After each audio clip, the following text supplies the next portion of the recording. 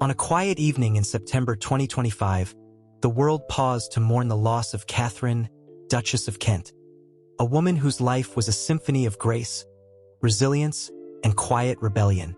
Passing away at 92 on September 4, 2025, she held the distinction of being the oldest living member of the British royal family, a title she carried with understated dignity.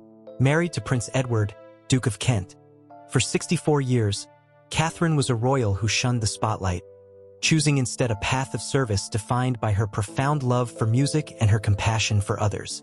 Born into Yorkshire's aristocracy, her journey from the historic Hovingham Hall to the global stage was marked by bold choices, most notably her conversion to Catholicism in 1994, the first such act by a British royal in over 3 centuries. With a net worth estimated between $1 million and $10 million, her wealth was modest by royal standards, but her legacy, built on empathy and dedication, was immeasurable. From teaching music to children in Hull to consoling tennis players at Wimbledon, Katharine's story is one of heartbreak, triumph, and a lifestyle that blended regal elegance with relatable humility.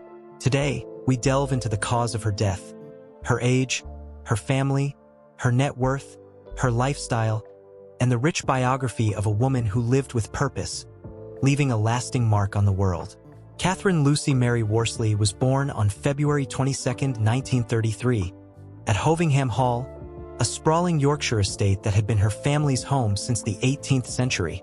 As the only daughter of Sir William Worsley, 4th Baronet and Lord Lieutenant of North Riding, and Joyce Morgan Brunner, whose father, Sir John Brunner, founded a chemical empire, Katharine was steeped in privilege but raised with a sense of duty. Her lineage traced back to Oliver Cromwell, a nod to her family's Republican roots, which added an ironic twist to her royal destiny. Music was her sanctuary from childhood. She mastered the piano, organ, and violin, her talent nearly earning her a place at the Royal Academy of Music. "Music speaks when words fail," she once said, her voice soft with reverence.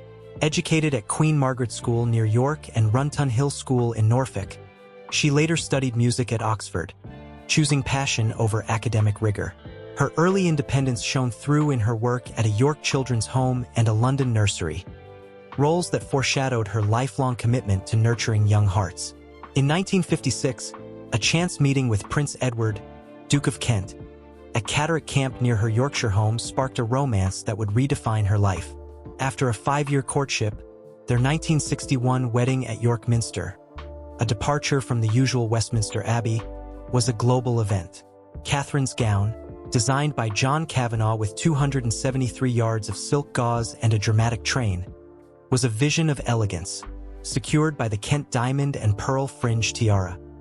The guest list glittered with royalty from Greece, Denmark, and Spain, alongside luminaries like Noel Coward and Douglas Fairbanks Jr. Princess, and then a young bridesmaid, and the Archbishop of York, Michael Ramsay, added to the grandeur. The couple settled at Wren House, Kensington Palace, and from 1972 to 1990 leased Amer Hall, a Norfolk retreat later home to Prince William and Kate. Their marriage, though marked by periods of separation, endured through shared loss and renewed closeness after Edward's 2013 stroke, a testament to their unspoken bond. Katharine and Edward's family grew with the birth of George, Earl of St. Andrews, in 1962, Lady Helen Taylor in 1964, and Lord Nicholas Windsor in 1970, followed by 10 grandchildren, including fashion model Lady Amelia Windsor and Edward Windsor, Lord Downpatrick. Tragedy struck in the 1970s. A miscarriage in 1975 due to rubella and the stillbirth of their son Patrick in 1977 plunged Katharine into profound grief. "It broke me in ways I couldn't imagine," she shared in 1997, her candor groundbreaking for a royal. Her depression led to a 7-week hospitalization for nervous strain in 1978, a period she later described as acute darkness. Her openness about mental health, rare in an era of royal stoicism, resonated deeply, humanizing her to a public accustomed to polished facades. Despite living apart from Edward for years, their reconciliation after his stroke showed a love that weathered time, with Katharine caring for him at Wren House. She also maintained close ties with her extended family, attending her grandchildren's milestones, From Lady Gabriella Windsor's 2019 wedding to Lord Downpatrick's environmental advocacy events. As a working royal, Catherine carried out her duties with poise, representing Queen Elizabeth II at events like Uganda's 1962 independence celebrations, the 1970 coronation of Tonga's King Taufeahau Tupofor, and a 1971 tour of Canada alongside Princess Alexandra. Yet, her true passion lay in music, which she wove into her public and private life. A near-concert-level pianist, she performed with the Bach Choir and embraced eclectic tastes, from Mozart's Ave Verum Corpus, her favorite piece in a 1989 radio appearance, to gangsta rap, confessing a fondness for Eminem and Ice Cube. "I blasted in the car," she laughed, imagining herself rapping on the M40. Her Wimbledon appearances were iconic, presenting trophies for 35 years, from Virginia Wade's 1977 victory to Hingis and Celis in the 1990s. Her 1993 embrace of a tearful Jana Novotná after her loss to Steffi Graf became a defining moment, replayed worldwide. "You just hold someone who's hurting," she said. A 1999 clash with Wimbledon's All-England club over seating a friend's son in the royal box led to a sharp letter from the club chairman, prompting her to boycott the event temporarily, a rare glimpse of her steely resolve.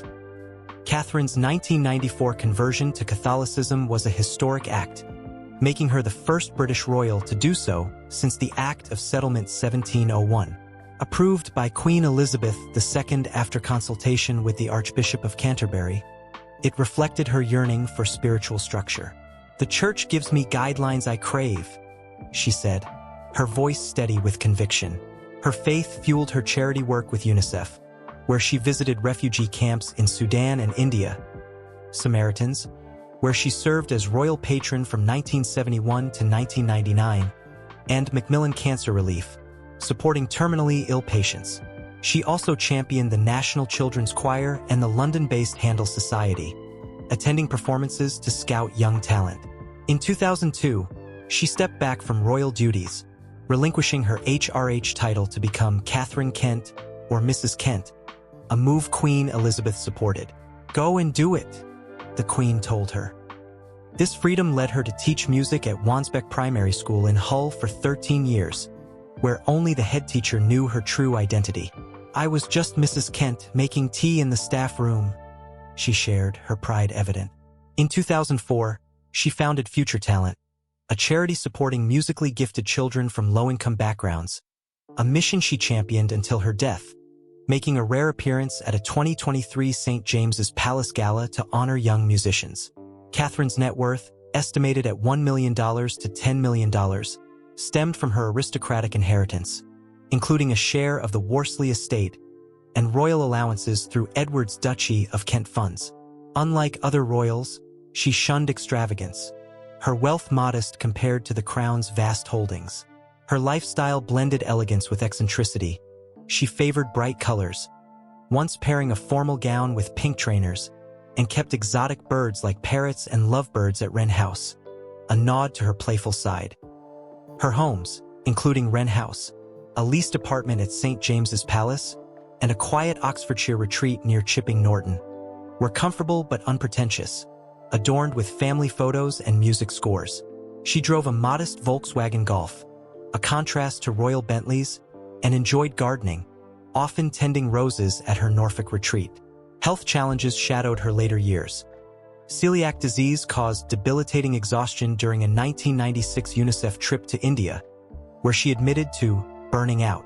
In the late 1990s, she battled Epstein-Barr virus and chronic fatigue syndrome, ME, which sapped her energy and deepened her retreat from public life. Despite these struggles, she attended milestone events like Prince William's 2011 wedding, Prince Harry's 2018 wedding, the 2018 RAF centenary, and Queen Elizabeth II's 2022 Platinum Jubilee, her presence a quiet nod to family loyalty. Catherine's death on September 4, 2025, at Kensington Palace, surrounded by her children and grandchildren, was announced by Buckingham Palace the following day. The cause was not disclosed, likely due to her age and frailty, suggesting natural causes tied to her long battle with chronic health issues. The Union flag was lowered to half-mast, and a framed notice adorned the palace gates, a mark of respect for a beloved figure. King Charles, informed at Balmoral, led tributes, praising her lifelong devotion to music and young people, while Prince William and Kate called her a much-missed member of the family. Prime Minister Sir Keir Starmer hailed her compassion and dignity, noting her iconic Wimbledon moment with Novotna. Tennis legend Martina Navratilova shared a heartfelt tribute, saying Katharine's kindness touched millions globally. Her Catholic funeral, expected at Westminster Cathedral with Cardinal Vincent Nichols presiding, will be a historic first for a modern royal, with a memorial service planned at York Minster to honor her Yorkshire roots. Her passing left Prince Edward, aged 89, as the oldest living royal, his health frail but supported by family. Katharine's legacy is a melody of compassion and courage, a royal who defied convention to live authentically. She broke protocol to comfort a crying athlete, traded her title for a teacher's life, and embraced a faith that guided her service. Her love for music, from classical to gangsta rap, bridged generations, while future talent continues to nurture young talent, with over 500 children supported since its inception. She was just Kath, making tea like everyone else, the Wansbeck headmistress recalled, capturing her humility. From Hull's classrooms to Wimbledon's royal box, Katharine, Duchess of Kent, lived for others, her heart her truest crown. Her story reminds us that true royalty lies in kindness, not titles, and her influence endures in the musicians she inspired and the lives she touched. If Katharine's journey of grace, resilience, and love has moved you, please like this video and subscribe to our channel. Let's honor her extraordinary life and the harmony she brought to the world. Thank you for joining us in celebrating this remarkable woman. Until next time, may her kindness inspire you to live with purpose and heart.